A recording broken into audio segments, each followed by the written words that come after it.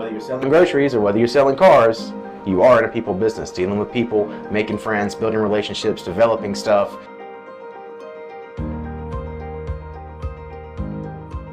Hey, welcome to another episode of Dream Achievers. This is Andy Young, the Mountain Money Man, and I'm joined today by Joshua Mays. Joshua is actually with Berglund Toyota. You might remember that they are the huge dealership that's getting ready to move to Forest, that you've seen forever the sign in the ground of getting ready to move, and I know you're excited with that. We're very excited about that. But Josh, welcome. Yeah, glad you could come in. I'm glad I'm able to be part of this, definitely. And I know you're glad we're in the AC. Yeah, no doubt. It's it's 100 degrees out there, so yeah, it definitely feels good. So I always ask everybody, it's kind of my fun thing to see, did you originally grow up in the Lynchburg Forest area? Yeah, actually, I was born in Lynchburg. I grew up in Amherst County. I lived there till I was about 21. At the time, I worked for Food Line. Moved to Virginia Beach for a year. Lived down there for a year. And came back home because I missed it so much. Yeah, it's fun. We spent 4 years living down in Florida, and I can remember when we first moved, it was in February.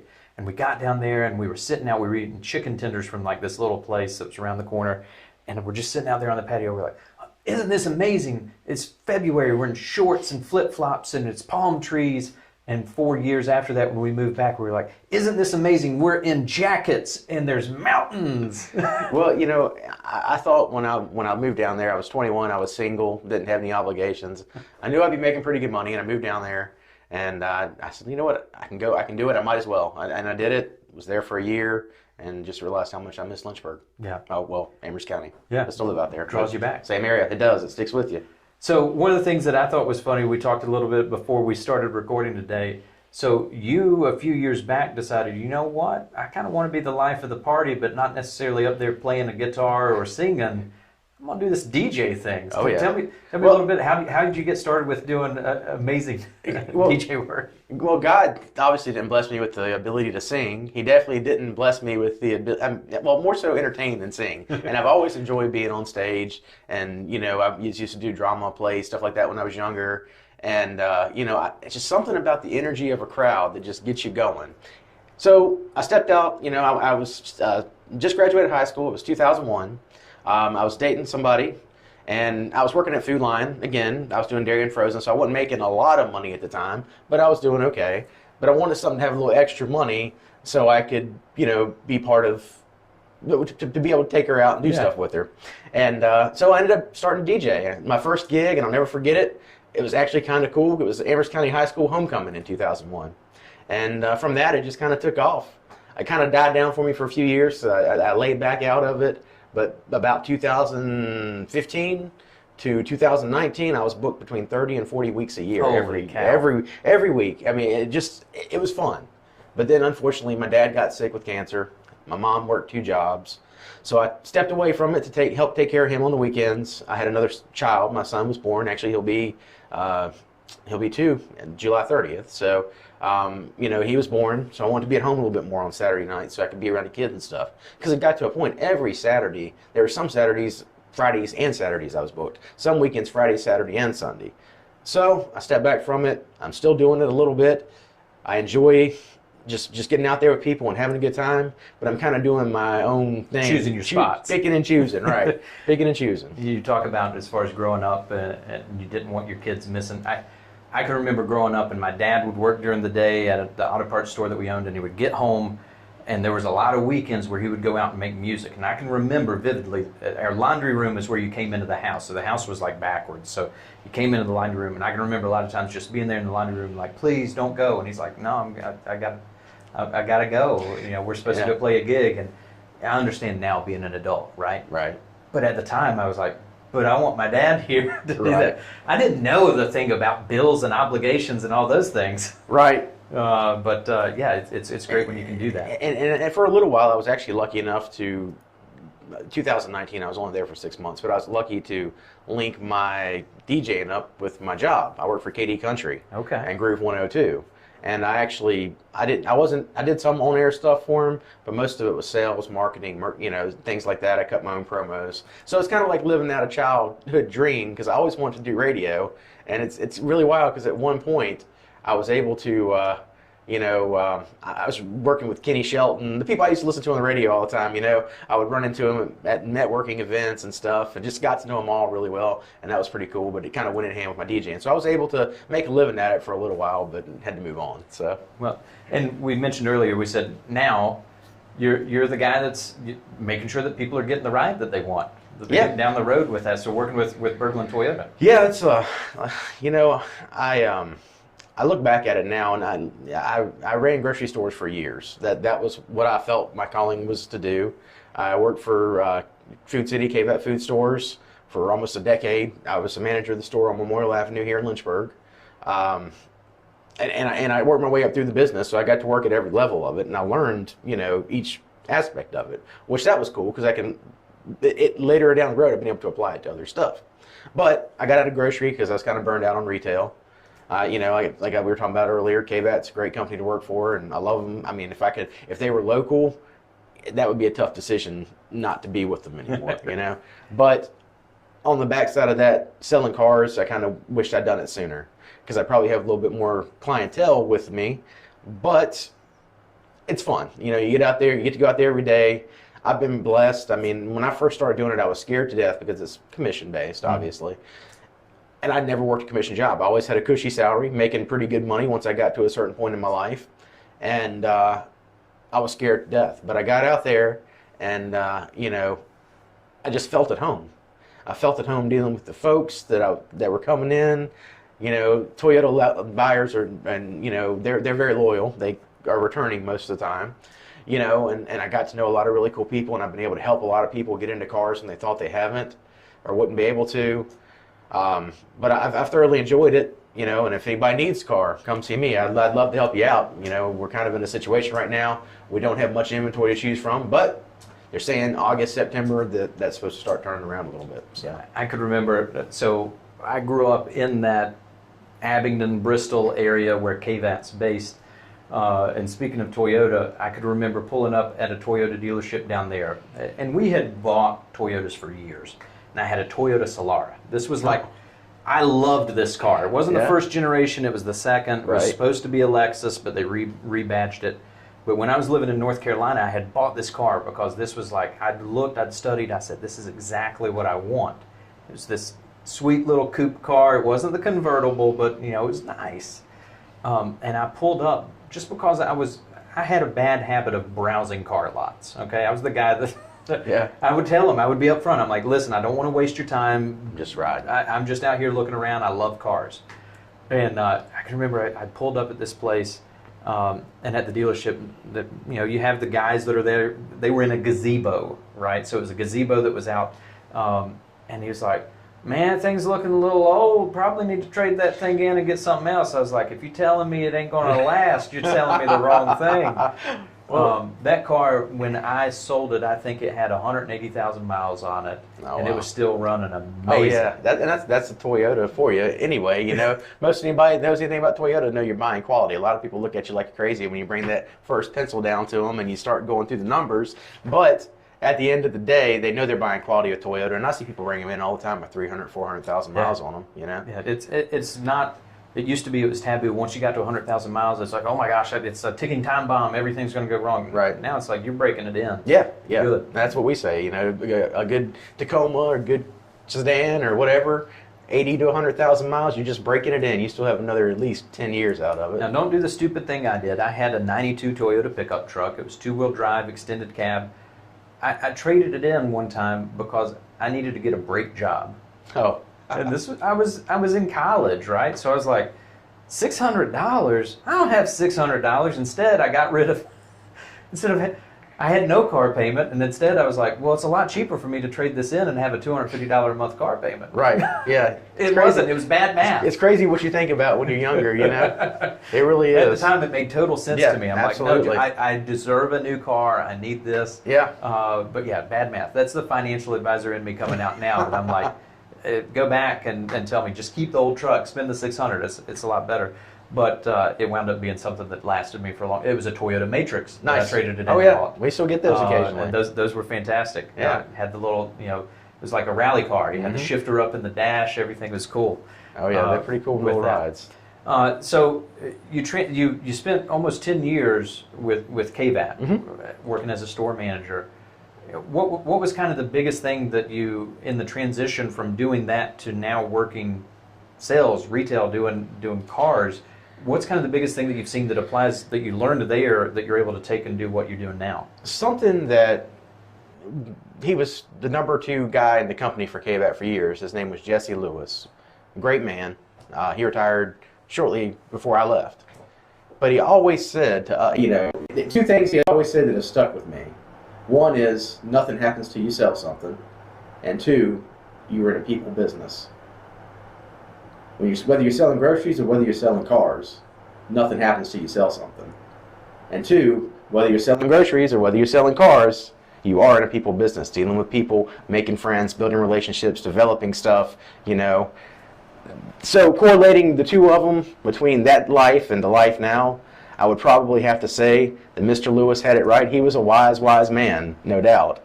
Those are the 2 things that I think apply to whether you're selling groceries or whether you're selling cars, So you've been in cars now, you've been doing this for a little while. Yeah. What was the biggest misconception you had going in about the car business? Car guys always get a bad rap because of stuff you see on TV and when you see on movies and you don't know what you're walking into. I take a different approach to it, I meet somebody on the lot, I take them inside, I do a needs assessment, find out what they're looking for, whether they're going to buy, whether they're not. Luckily, I've got the gift. I can usually judge pretty good. And then you start building that relationship, and I make them my friend before I sell them. I bring them in, I talk to them, get to know them because, again, you're in a people business. And it's really not true. Of course, a lot of people they automatically come on the lot with the defense mechanism as soon as they walk in. I'm good. Yeah. I'm just looking, And then you got to hunt them down. Yeah. Like, guys, when you do this, then you got to hunt somebody down that you're like, because you said I'm good, that guy that could have helped you and was willing to, now you're just kind of left going, yeah. Where is somebody? Yeah, especially when you're ready to look at something or drive something. But usually when I get if I get that as soon as hey, how are you doing today? I worked a lot. I do internet sales too, so I do both. I do a lot in internet. I walk out, speak to somebody on the lot. Hey, how are you today? Blah blah blah blah blah. I'm just looking. I was like, well, if I could count the times that I've heard that from somebody, and then and I'll tell customers this too, and then you leave here with a new car. I'd be a millionaire right now.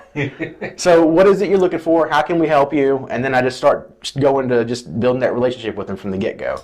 And, I think I had that misconception of the car business, that all of them were sleazy and snakes, that type of thing. But we're actually just good people out there trying to I had one of my bosses tell me this when I first started, He looked at me, he said, you're just out here trying to feed your family. And I said, amen, that's exactly it. And that's the approach that I've always taken to it, is I'm just out here trying to make money to support my family. So. Absolutely. So you guys got a pretty big move in store. Oh, yeah. With that lot. You want to share anything with that? Well, we're excited about it. We're definitely looking forward to it. I mean, I've only been there for a couple years, so I haven't been here waiting for it as long as some of the other guys have. But we're opening, right now the open date is September 5th, 2022 on the new store over in Forest. And we get questions about it all the time. A lot of people are really excited about it. A lot of people are looking forward to it. We're excited about it. Rumor is right now we're probably going to keep a used car store over on Wards Road at the old lot across the street, which was just the L House years ago. Yeah. I don't know if that's true or not, but that's kind of what the talk is. And then we're going to move the new Toyota dealership over to Forest. Over there on Dealership Road with everybody else, right behind Auto Extras. And we're really excited about getting over there. We're supposed to have 600 or so cars in stock all the time. Our service department's excited because they're going to have new quarters. We're kind of strained right now on our service because we're killing it on service, but we don't have the amount of space to continue to grow that business. Same deal with sales. We don't have the variety that some of the bigger dealerships have right now. But when we get over there, we are, and we are super excited about it. I'm looking forward to it. I'm excited about it. All my coworkers are excited about it. We keep talking about it, and we're excited to get our customers over there so you guys can check it out. If you haven't driven by there yet, I drove by there last Sunday. My wife and I went out to dinner at last Thursday, and then we went to Rookies, and then on our way home we drove by there, and they started to break ground for it, and and we're really excited about it, no doubt. I can remember years ago, I managed for Chili's with Brinker International, and I got tasked with opening a store in Asheboro, North Carolina. And I thought it was the coolest thing ever when I first visited the site, and I'm like, that's where it's going to be. And it was in front of the Walmart in Asheboro. And it was like, it's just a dirt lot, there's no sign. And then you see the sign go up. And then you see the equipment get there. And then I started taking pictures and documenting, and then going in, and I met all the contractors, and I'm like, hey, what's going on? Find out with that.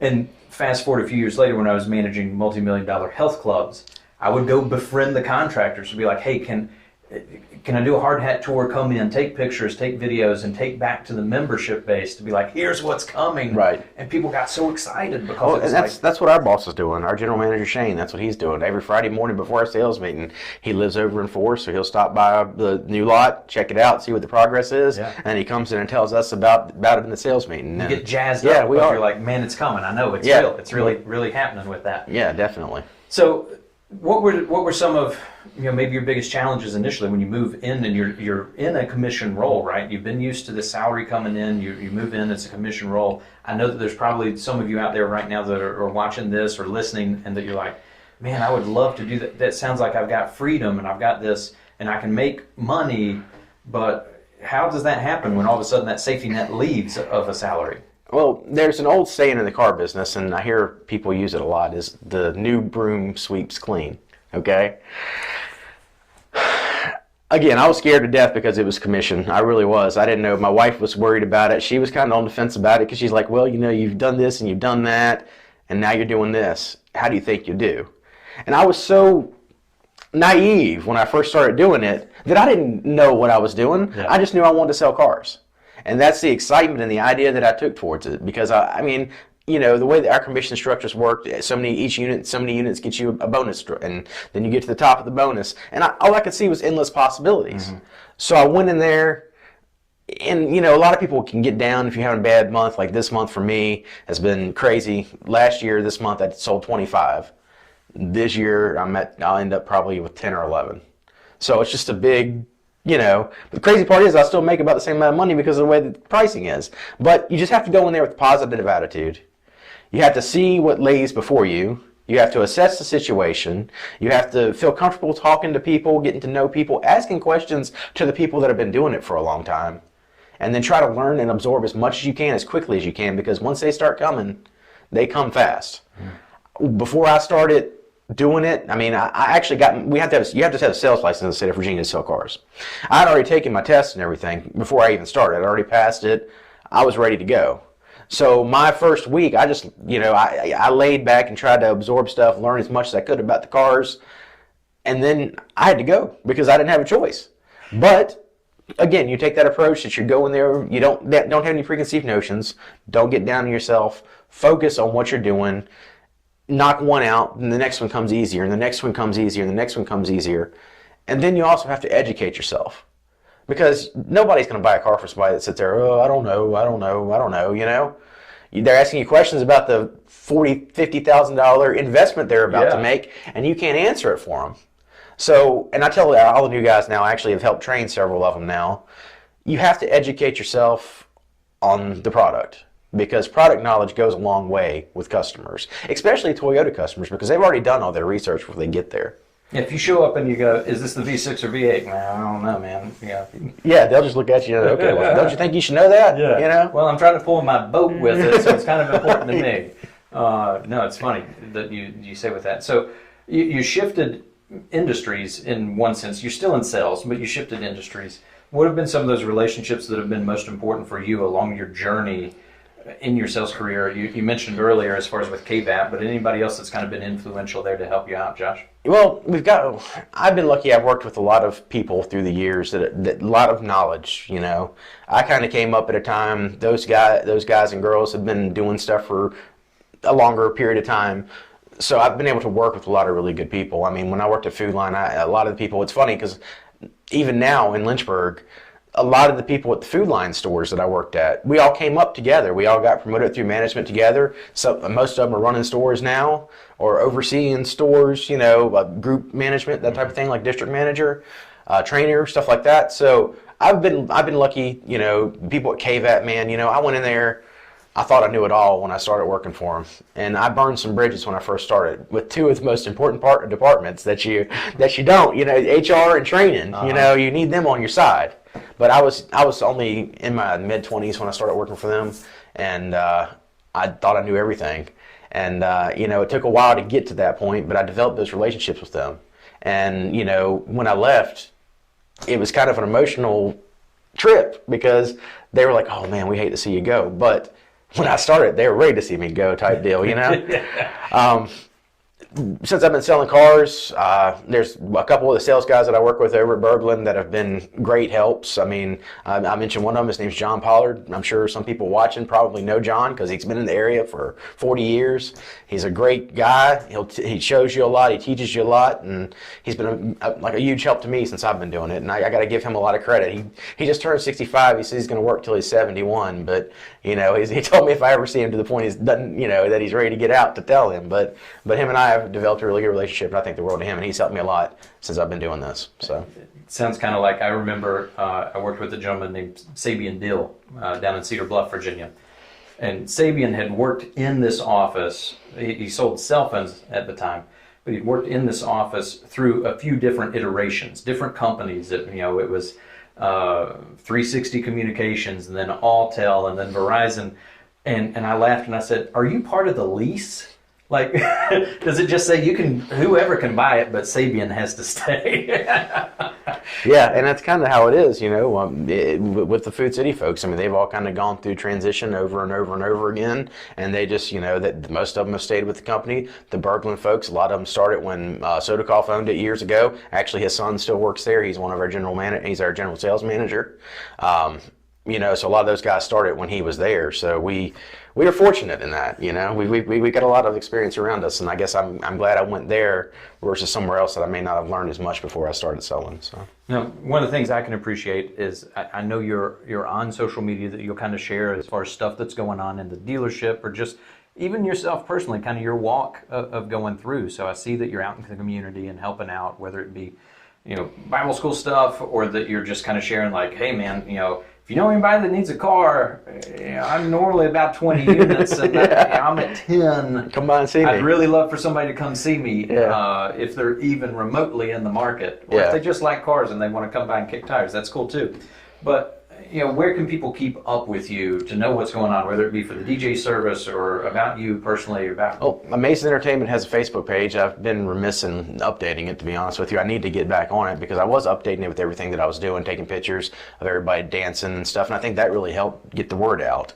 My Facebook profile also, you know, I haven't gotten into Twitter or Instagram or anything like that, but I started playing around with Instagram a little bit last night. You know, me being almost 40, I can still kind of, you know, get in with that. But I still, you know, Facebook page, you know, I try to get out and about. I've been lucky talking about community involvement through my DJing business. I've been involved. I've met so many people. I mean, it's insane to think about the amount of people that I've met. I've worked with the city of Lynchburg. I've worked in the school systems. I've just met so many folks, and I've been so lucky for that.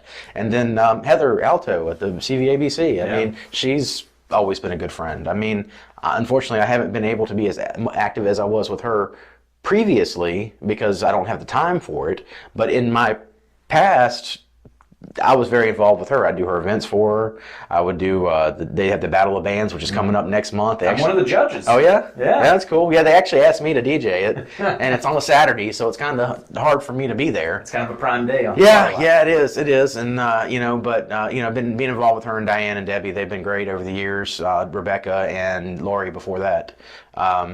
You know, and they've helped me make a lot of connections. So anytime I see anybody looking for networking or debating where they should spend their money or anything like that, I definitely put the CVABC out there because they've helped me a lot. They're great folks. They are. Absolutely great folks. And I've just been lucky. Like I said, I've met a lot of people in the community over the years between all my jobs, working in stores and selling cars and DJing. You know, I've been blessed and I've been able to help a lot of people.